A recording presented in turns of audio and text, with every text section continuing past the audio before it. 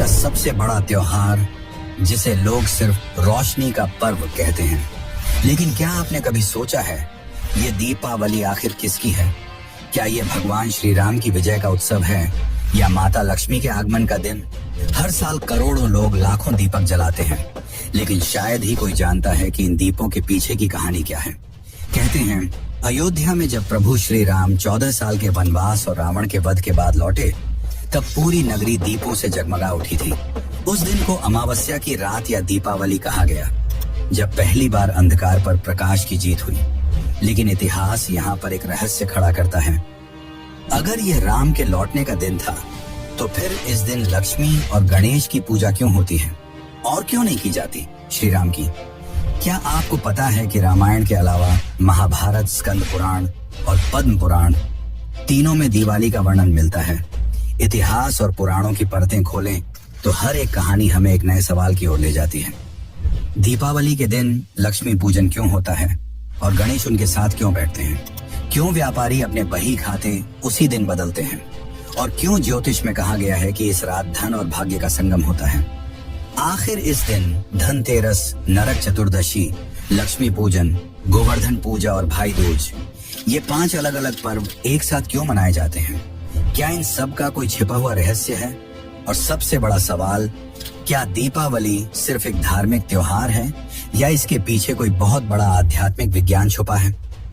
भारत में ही नहीं, बल्कि Nepal, Sri Lanka, Thailand, Indonesia, Singapore और यहाँ तक कि अमेरिका तक हर जगह दीपावली मनाई जाती है।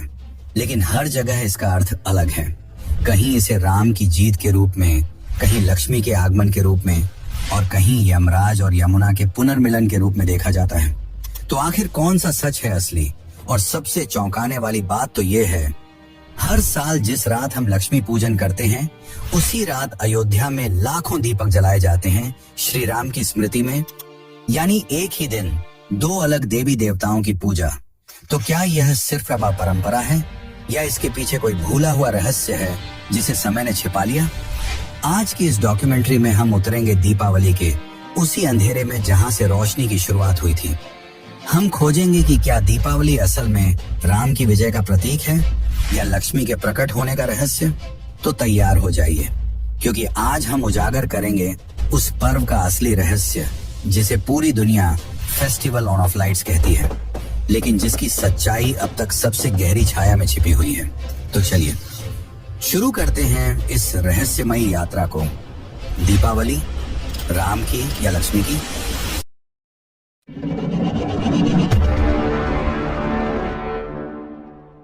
अगर हम आज किसी बच्चे से पूछें कि दिवाली क्यों मनाई जाती है, तो उसका जवाब होगा क्योंकि भगवान श्री राम 14 साल का वनवास पूरा कर अयोध्या लौटे थे। लेकिन क्या आपने कभी सोचा है कि क्या यही एकमात्र कारण है? क्या सच में दिवाली सिर्फ रामायण से जुड़ी है या इसके पीछे और भी हजारों साल पुरानी कहानियां दबी हैं? वाल्मीकि रामायण में इसका पहला उल्लेख मिलता है।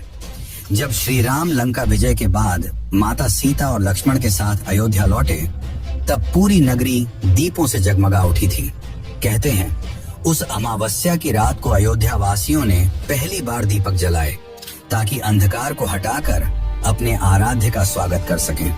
उस समय के लोग दीपों को सिर्फ रोशनी नहीं, बल्कि धर्म की विजय का प्रतीक मानते थे। यही घटना अयोध्या दीपोत्सव के रूप में प्रसिद्ध हुई और धीरे धीरे यही दीपावली बन गई। लेकिन यह कहानी यहीं खत्म नहीं होती। कालिदास ने अपने प्रसिद्ध ग्रंथ रघुवंशम में भी इसका उल्लेख किया है। उन्होंने लिखा कि जब रघुवंशी राजा राम अयोध्या लौटे, तो सारे नगर ने दीपों से उनका स्वागत किया। यही पहला सांस्कृतिक प्रमाण है कि दीपावली उस युग में भी राष्ट्रीय उत्सव की तरह मनाई जाती थी। इसके बाद स्कंद पुराण और पद्म पुराण जैसे ग्रंथों में भी दीपोत्सव शब्द मिलता है, पर यहाँ इसका कारण अलग बताया गया है। स्कंद पुराण के अनुसार यह दिन केवल श्री राम की विजय नहीं, बल्कि देवी लक्ष्मी के पृथ्वी पर आगमन का भी प्रतीक है। यानी एक ही तिथि पर 2 दिव्य घटनाएं, एक जब श्री राम लौटे और दूसरी जब समुद्र मंथन से लक्ष्मी प्रकट हुई। अब आते हैं महाभारत काल पर। कई विद्वानों का मानना है कि जब पांडव 12 वर्ष के वनवास और 1 वर्ष के अज्ञातवास के बाद हस्तिनापुर लौटे, तब उनके स्वागत में भी दीप जलाए गए। यानी दीपावली का संबंध केवल त्रेता युग से नहीं बल्कि द्वापर युग तक फैला हुआ है। महाभारत के शांति पर्व में युधिष्ठिर के राज्याभिषेक के दिन को प्रकाश पर्व कहा गया है, जो अमावस्या की रात थी। इससे यह सिद्ध होता है कि दीपावली धर्म की पुनर्स्थापना और विजय दोनों का प्रतीक बन चुकी थी।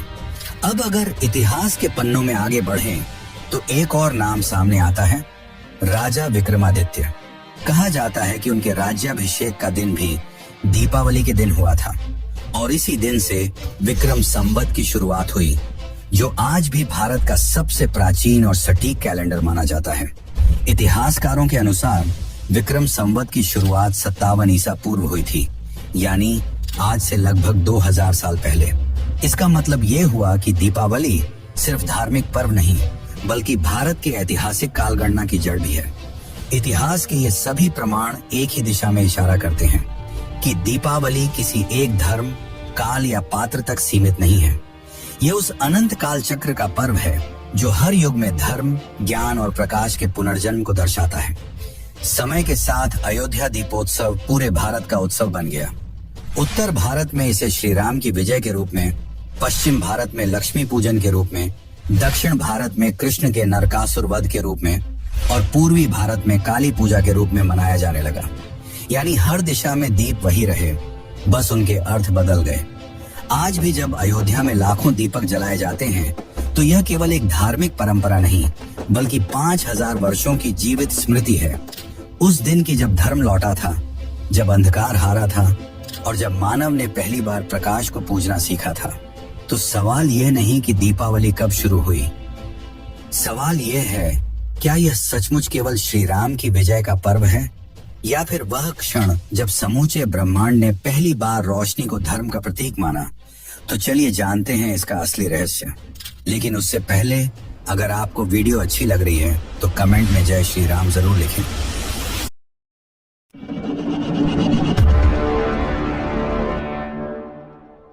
दीपावली से 2 दिन पहले आने वाला दिन धनतेरस। आज के समय में इसे सोना चांदी खरीदने या नए बर्तन लेने का शुभ दिन माना जाता है। लेकिन क्या आपने कभी सोचा है कि इस परंपरा की शुरुआत कहां से हुई? क्यों हर घर में इस दिन धन की पूजा होती है और आखिर क्यों इस तिथि को इतनी विशेष माना गया है? वास्तव में धनतेरस शब्द 2 संस्कृत शब्दों से बना है। धन यानी समृद्धि और तेरस यानी 13वीं तिथि। यह तिथि कार्तिक कृष्ण पक्ष की त्रयोदशी को पड़ती है और यही दिन धनवंतरी जयंती के रूप में भी मनाया जाता है। पुराणों के अनुसार इसी दिन भगवान धनवंतरी समुद्र मंथन से अमृत कलश लेकर प्रकट हुए थे। यानी धनतेरस केवल सोने चांदी की खरीदारी का दिन नहीं बल्कि स्वास्थ्य और अमृतत्व के प्रतीक भगवान धनवंतरी का प्रकट दिवस है। लेकिन यह रहस्य यहीं खत्म नहीं होता, क्योंकि समुद्र मंथन के उसी दिन देवी लक्ष्मी भी प्रकट हुई थी। जब देवताओं और दानवों ने क्षीर सागर को मथा, तब समुद्र से 14 रत्न निकले, जिनमें 14वें क्रम पर निकली थी स्वयं महालक्ष्मी। वह अपने हाथों में कमल लेकर खड़ी हुई और चारों ओर स्वर्ण ज्योति फैल गई। उस क्षण को श्री की उत्पत्ति कहा गया, यानी जहां धन, सौंदर्य, समृद्धि और शक्ति एक साथ जन्मे। यही कारण है कि धनतेरस से लेकर दीपावली तक के 3 दिनों को लक्ष्मी के पृथ्वी पर आगमन का काल माना जाता है। पौराणिक ग्रंथों में यह भी उल्लेख है कि जब देवी लक्ष्मी पृथ्वी पर उतरी, तब भगवान विष्णु ने कहा, जहां दीपों का प्रकाश होगा वहां तुम निवास करोगी। इसीलिए हर घर में दीपक जलाकर लक्ष्मी का स्वागत किया जाता है। परंतु एक गहरी बात यहाँ छिपी है। लक्ष्मी केवल धन की देवी नहीं बल्कि शुद्ध कर्म और सद्गुण की प्रतीक है। वे वहीं स्थायी रूप से रहती हैं जहां सत्य, श्रम और संतोष का वास हो। आधुनिक युग में हम लक्ष्मी पूजा को केवल धन प्राप्ति से जोड़ते हैं, लेकिन वेदों में श्री सूक्त के अनुसार लक्ष्मी केवल भौतिक समृद्धि नहीं देती बल्कि आध्यात्मिक उन्नति का मार्ग भी दिखाती है। श्री सूक्त की एक पंक्ति कहती है, तामा आवह जात वेदो लक्ष्मी अनपगामिनी, अर्थात हे अग्निदेव, हमें ऐसी लक्ष्मी प्रदान करो जो कभी दूर न जाए। इसका सीधा अर्थ है कि जिस घर में अग्नि अर्थात दीपक और सत्कर्म की ज्योति जलती है, वहां लक्ष्मी सदा रहती है। अब आते हैं धन और स्वास्थ्य के इस रहस्यमयी संगम पर। धनवंतरी और लक्ष्मी का एक साथ प्रकट होना यह दर्शाता है कि धन और स्वास्थ्य दोनों का संतुलन ही वास्तविक समृद्धि है, क्योंकि बिना स्वास्थ्य के धन व्यर्थ है और बिना धन के धर्म अधूरा।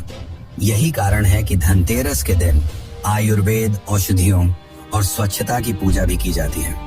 यह दिन हमें याद दिलाता है कि शुद्ध तन, स्वच्छ मन और संतुलित जीवन यही असली लक्ष्मी है। अब अगर हम लक्ष्मी पूजन की तिथि पर आएं, तो इसके पीछे भी सटीक खगोलीय और वैदिक गणना है। कहा गया है कि दीपावली की रात कार्तिक अमावस्या की होती है और उस रात प्रदोष काल यानी सूर्यास्त से लगभग 40 मिनट बाद यही वह समय है जब अशुभ ग्रह ऊर्जा शांत और सकारात्मक ऊर्जा अपने चरम पर होती है। इसी क्षण देवी लक्ष्मी पृथ्वी पर भ्रमण करती हैं। इसलिए इस काल में घरों की सफाई, दीपक और नए वस्त्र पहनना केवल परंपरा नहीं, बल्कि ऊर्जा शुद्धिकरण की वैज्ञानिक प्रक्रिया है।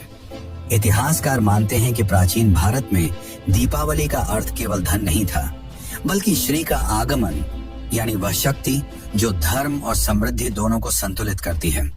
बाद में व्यापारी वर्ग ने इसे नए वित्तीय वर्ष और बही खातों से जोड़ दिया, जिससे यह आर्थिक दृष्टि से भी महत्वपूर्ण बन गया।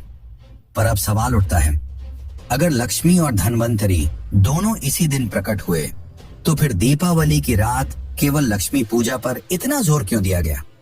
और क्यों गणेश उनके साथ पूजे जाते हैं, जबकि उनका इस कथा से सीधा संबंध नहीं? क्या इस जोड़ी के पीछे भी कोई गहरा ब्रह्मांडीय या दार्शनिक रहस्य छिपा है? तो चलिए जानते हैं गणेश और लक्ष्मी की संयुक्त पूजा का रहस्य।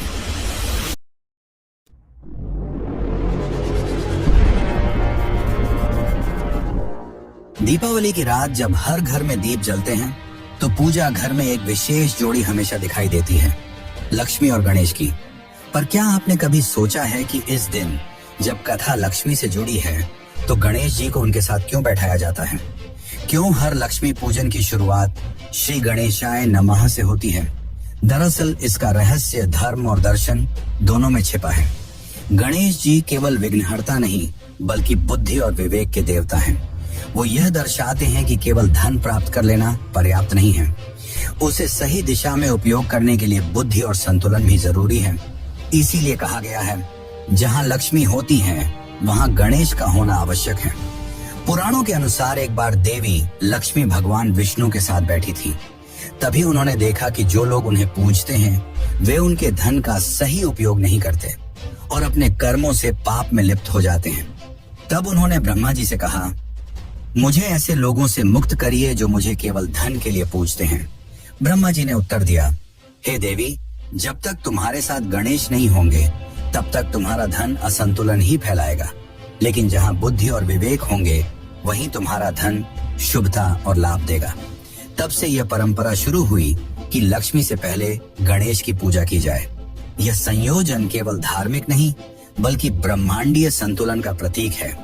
धन, बुद्धि और धर्म, ये तीनों मिलकर जीवन के त्रिकोण का निर्माण करते हैं। जहाँ बुद्धि दिशा देती है, धन साधन देता है और धर्म उद्देश्य।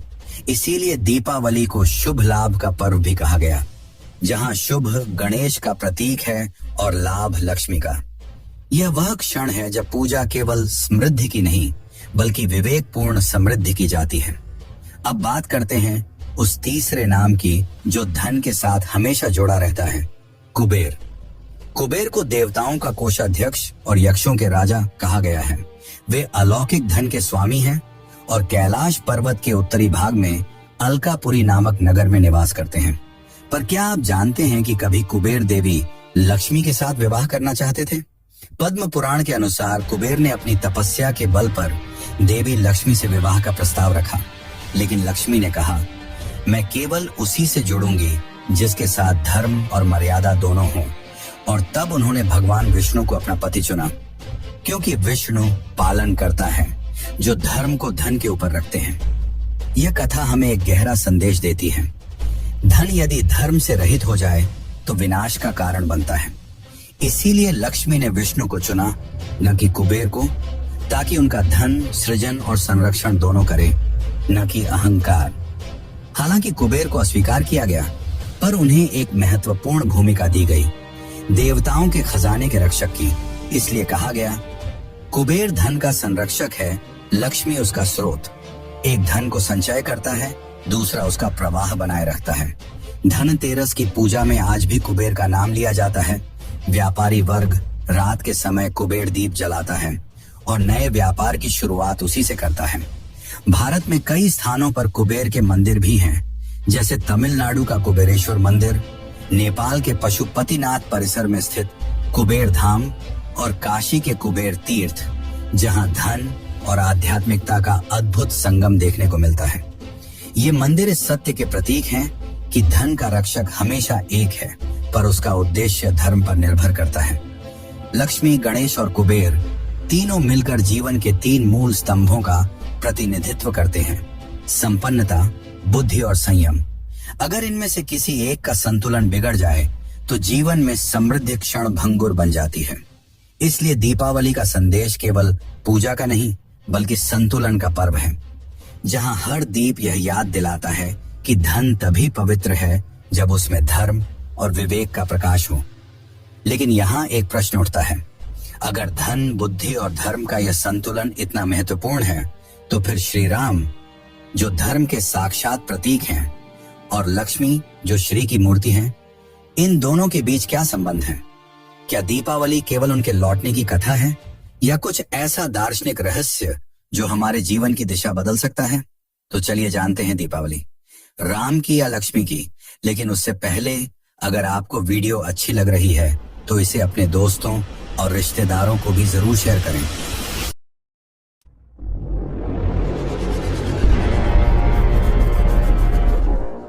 हर साल अमावस्या की रात जब लाखों दीपक जलते हैं तो एक सवाल फिर उठता है, ये पर्व आखिर किसका है? क्या ये राम की विजय का दिन है या लक्ष्मी के आगमन का? और अगर यह भगवान राम की वापसी का उत्सव है, तो फिर हम इस दिन उनकी पूजा क्यों नहीं करते?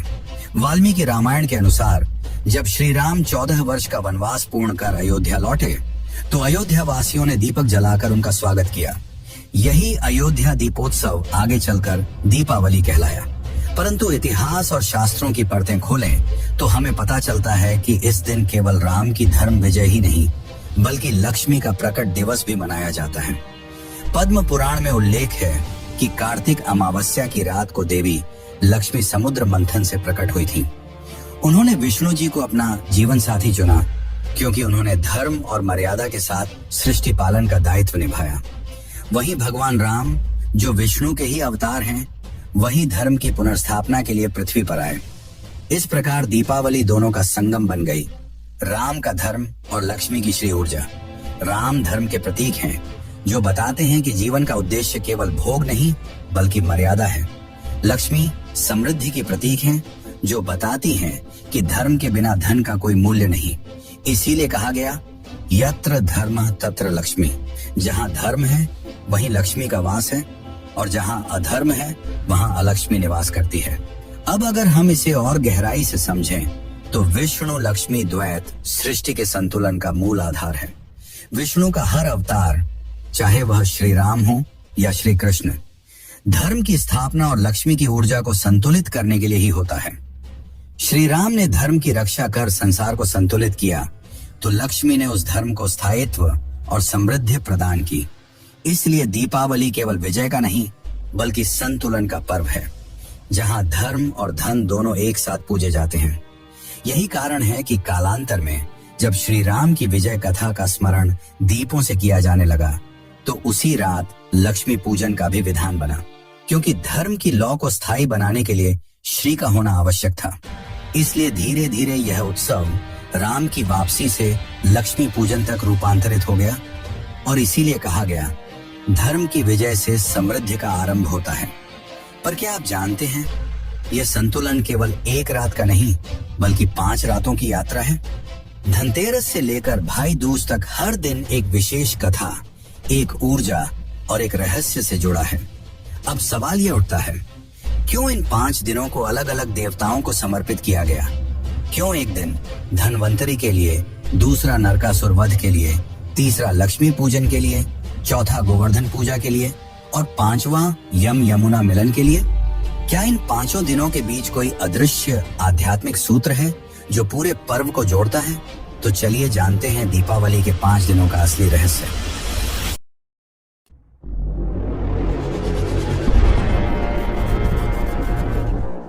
दीपावली सिर्फ एक दिन का नहीं बल्कि 5 दिनों का पर्व है। एक ऐसी आध्यात्मिक यात्रा जो धनतेरस से शुरू होकर भाई दूज तक चलती है। हर दिन एक अलग कथा कहता है, एक अलग ऊर्जा का प्रतीक है। तो चलिए बारी बारी इन दिनों को समझते हैं। पहला दिन धनतेरस। कार्तिक कृष्ण पक्ष की त्रयोदशी को धनतेरस कहा जाता है। यह दीपावली की शुरुआत है। इस दिन भगवान धनवंतरी समुद्र मंथन से अमृत कलश लेकर प्रकट हुए थे।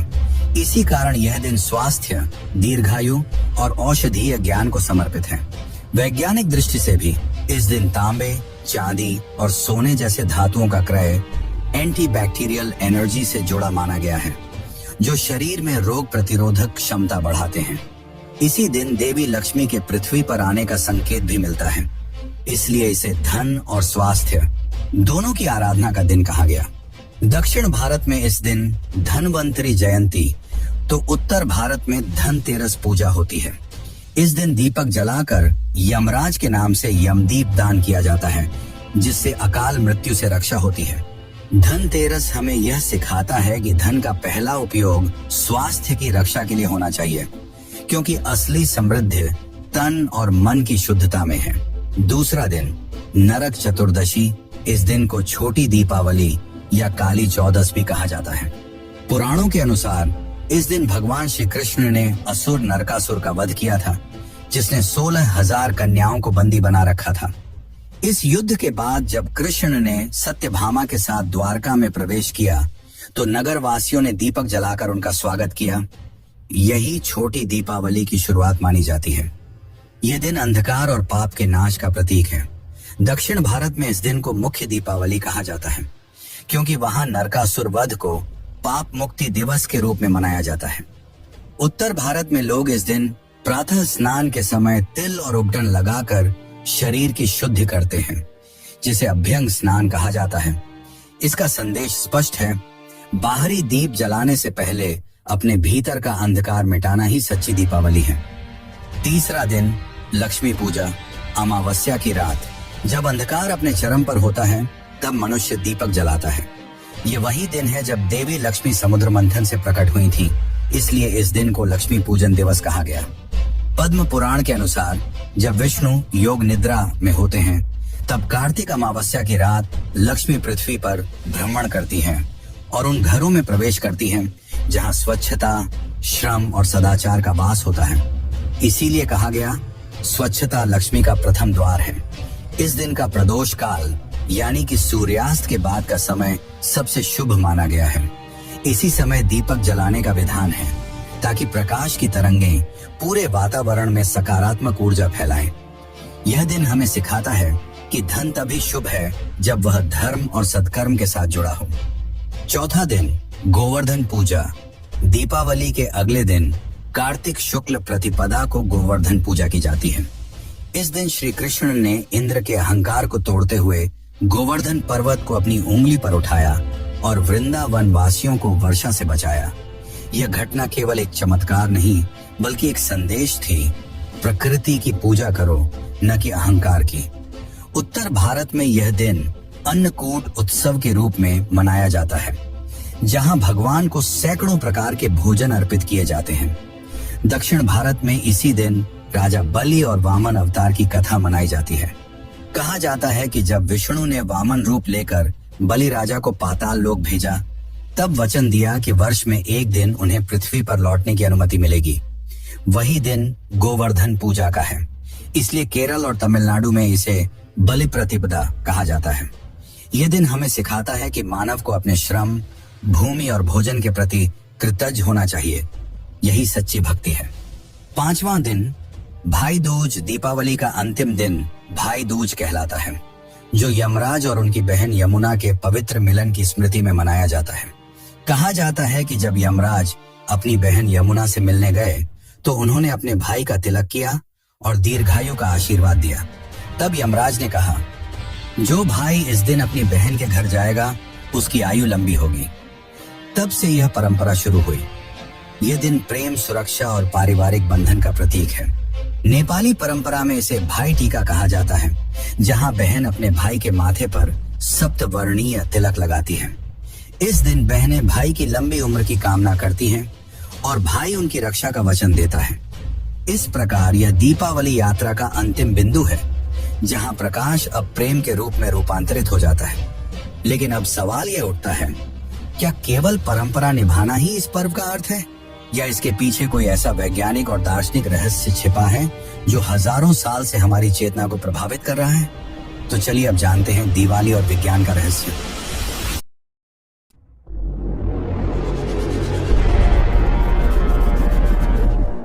दीपावली को हम रोशनी का पर्व कहते हैं, लेकिन क्या कभी सोचा है कि यह रोशनी केवल प्रतीक है या इसके पीछे कोई गहरा वैज्ञानिक रहस्य भी छिपा है? क्यों हर धर्म, हर संस्कृति और हर युग ने दीप को ही प्रकाश का प्रतीक माना? वैदिक ग्रंथों में अग्नि तत्व को पंच महाभूतों में सबसे पवित्र माना गया है। ऋग्वेद में कहा गया है, अग्निर्होता कविक्रतु सत्यमृतम परम ज्योति, अर्थात अग्नि केवल प्रकाश नहीं बल्कि सत्य और जीवन की ऊर्जा है। जब हम दीपक जलाते हैं तो यह केवल अंधकार को नहीं मिटाता, यह स्थान, वायु और चेतना को भी शुद्ध करता है। आधुनिक विज्ञान के अनुसार जब घी या तिल के तेल से बना दीपक जलता है तो उससे निकलने वाले नकारात्मक आयन यानी कि नेगेटिव आयन्स वातावरण की हानिकारक बैक्टीरिया को नष्ट करते हैं और ऑक्सीजन का स्तर बढ़ाते हैं। यही कारण है कि पुराने समय में मंदिरों, घरों और यज्ञ स्थलों पर दीपक का निरंतर जलना शुद्धिकरण का प्रतीक माना गया। दीपावली हमेशा कार्तिक अमावस्या को आती है। यह वह समय होता है जब सूर्य तुला राशि में और चंद्रमा वृश्चिक राशि में होता है। खगोल शास्त्रियों के अनुसार यह वह बिंदु है जब सौर और चंद्र ऊर्जा का संतुलन सबसे न्यूनतम होता है, अर्थात उस दिन पृथ्वी पर प्राकृतिक प्रकाश और चुंबकीय शक्ति सबसे कम होती है। इसलिए ऋषियों ने कहा, जब आकाश का प्रकाश घटे तो मानव अपने भीतर प्रकाश जलाए। यही कारण है कि इस रात दीप जलाना केवल धार्मिक कार्य नहीं बल्कि ब्रह्मांडीय संतुलन का हिस्सा है। भविष्य पुराण में भी उल्लेख है, अमावस्या तिथौ दीपदानम पापम नाशयति, यानी इस दिन दीप जलाने से न केवल अंधकार बल्कि मानसिक नकारात्मकता भी नष्ट होती है। आधुनिक मनोविज्ञान के अनुसार लाइट एक्सपोजर थेरेपी डिप्रेशन और सीजन स्पाइन स्ट्रेस को कम करती है। अर्थात वैदिक दीपदान और आधुनिक विज्ञान दोनों का उद्देश्य एक ही है, अंधकार में प्रकाश खोजना। AIIMS दिल्ली और IIT बॉम्बे की संयुक्त रिपोर्ट के अनुसार दीपावली के दौरान जलने वाले देसी घी और तिल के तेल के दीपक मोमबत्तियों की तुलना में 60% अधिक ऑक्सीजन न्यूट्रल और कम टॉक्सिक होते हैं। इसके अतिरिक्त लगातार जलने वाले दीप मनुष्य के मन में सुरक्षा और संतुलन की भावना जगाते हैं। इसी कारण पुराने समय में कहा गया, जहां दीपक जलता है वहां भय नहीं रहता। इसका वैज्ञानिक कारण यह है कि फ्लेम फ्लिकर फ्रीक्वेंसी लगभग 10 से 15 हर्ट्ज होती है, जो मस्तिष्क की अल्फा वेव्स को स्थिर करती है। यही तरंग ध्यान अवस्था से जुड़ी है। आज दीपावली केवल भारत का नहीं बल्कि पूरी दुनिया का त्योहार बन चुकी है। Nepal, Sri Lanka, Singapore, Thailand, Indonesia, Malaysia, Mauritius, Fiji और त्रिनिदाद जैसे देशों में इसे बड़े धूमधाम से मनाया जाता है। नेपाल में इसे तिहार, श्रीलंका में दीपोत्सव और थाईलैंड में लॉय क्रथोंग फेस्टिवल कहा जाता है, जहां जल पर तैरते दीपक प्रेम और कृतज्ञता के प्रतीक माने जाते हैं। सिंगापुर में लिटिल इंडिया क्षेत्र हर साल 1 मिलियन से अधिक लाइट्स से सजाया जाता है। फिजी में 40% आबादी भारतीय मूल की है और वहां दीपावली राष्ट्रीय अवकाश है। यूनेस्को ने भी 2023 में दीपावली को intangible cultural heritage of humanity की सूची में शामिल करने की सिफारिश की थी, जो इसकी वैश्विक पहचान का प्रमाण है। अक्टूबर 2024 में अयोध्या ने एक नया विश्व रिकॉर्ड बनाया, 22,23,266 दीपक एक साथ जलाकर। यह आयोजन Guinness book of world records में दर्ज हुआ। हर दीप केवल एक दीपक नहीं था, बल्कि हर नागरिक के हाथों से जलता एक संकल्प था कि अंधकार चाहे कितना भी गहरा हो, एक लौ से मिटा सकती है। इस कार्यक्रम में दुनिया भर से आए 50 से अधिक देशों के राजनयिक शामिल हुए। यह केवल धार्मिक आयोजन नहीं, बल्कि भारत की सांस्कृतिक एकता और ऊर्जा विज्ञान का प्रतीक था। भारत में दीपावली के दौरान होने वाला व्यापार करीब 1,50,00,000 करोड़ रुपए से अधिक का होता है।